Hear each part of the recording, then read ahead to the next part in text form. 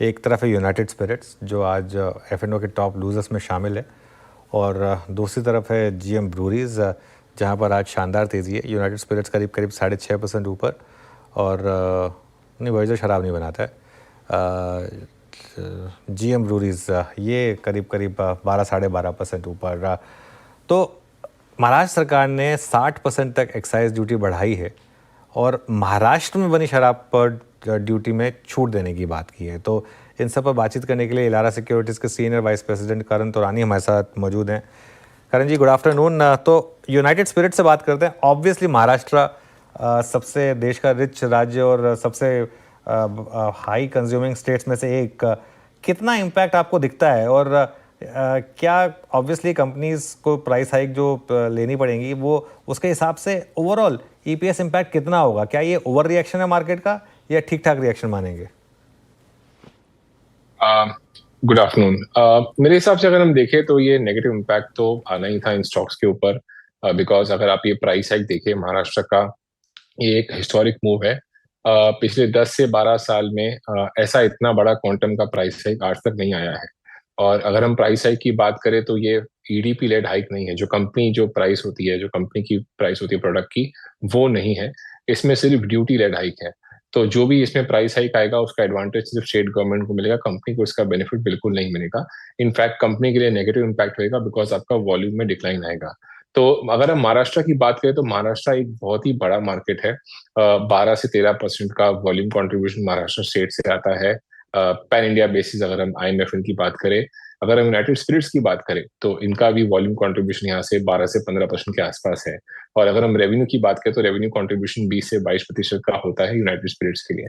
तो हमारे हिसाब से ये जो प्राइस हाइक है 40% का MRP पे जो आएगा, ये अक्रॉस द बोर्ड रहेगा, अक्रॉस ऑल कैटेगरीज जो IMFL की है, लो प्रेस्टीज, मिड प्रेस्टीज या प्रेस्टीज और लग्जरी सेगमेंट में। यूनाइटेड स्पिरिट्स की अगर हम बात करें, वो लोग दो सेगमेंट में मार्केट लीडर है। पहला सेगमेंट जो कि लग्जरी सेगमेंट है, जहाँ पे प्राइसेस 2,500 से 3,000 रुपए के आगे की प्राइसेस होती है, जो उसके ऊपर प्राइसेस होती है। और दूसरा मार्केट लीडरशिप उनका है लो प्रेस्टीज सेगमेंट, जो कि मैकडॉनल्ड्स नंबर 1 का सेगमेंट है। तो मेरे हिसाब से जो लग्जरी सेगमेंट है वहां पे डाउन ट्रेडिंग के ट्रेंड्स दिखेंगे। इसकी वजह से यहाँ पे जो वॉल्यूम नेगेटिव इम्पैक्ट आएगा, जो रेवेन्यू नेगेटिव इम्पैक्ट आएगा, वो बहुत ही ज्यादा आएगा, और इसके वजह से यूनाइटेड स्पिरिट्स के लिए बहुत ज्यादा नेगेटिव इम्पैक्ट होगा। तो हमारे हिसाब से 7 से 8% का अर्निंग्स डाउनग्रेड दिख सकता है यूनाइटेड स्पिरिट्स के लिए, ये महाराष्ट्र के मूव की वजह से। और अगर वॉल्यूम रिकवरी नहीं आती अगले साल तो P मल्टीपल डीरेटिंग की बात भी हो सकती है। तो मेरे ख्याल से यूनाइटेड स्पिरिट्स जो आज 6-7% डाउन है, ये ओवर रिएक्शन नहीं है, ये काफी जायज रिएक्शन है। बिकॉज अगर हम बात करें कि जो प्राइस हाइक आया है, इसकी वजह से डेफिनेटली बिजनेस पे बहुत नेगेटिव इम्पैक्ट आएगा महाराष्ट्र स्टेट के ऊपर। जी करण जी, गुड आफ्टरनून। लेकिन अब क्या करना चाहिए जिनके पास यूनाइटेड स्पिरिट्स है, उनके लिए क्या व्यू रहेगा? कोई भी उछाल में एग्जिट की राय है, या फिर अब 1 साल तक ये कंसोलिडेट करेगा, या फिर ये आपको सही लग रहा है मौका लेने लायक? आपकी राय इस पर्टिकुलर काउंटर पर?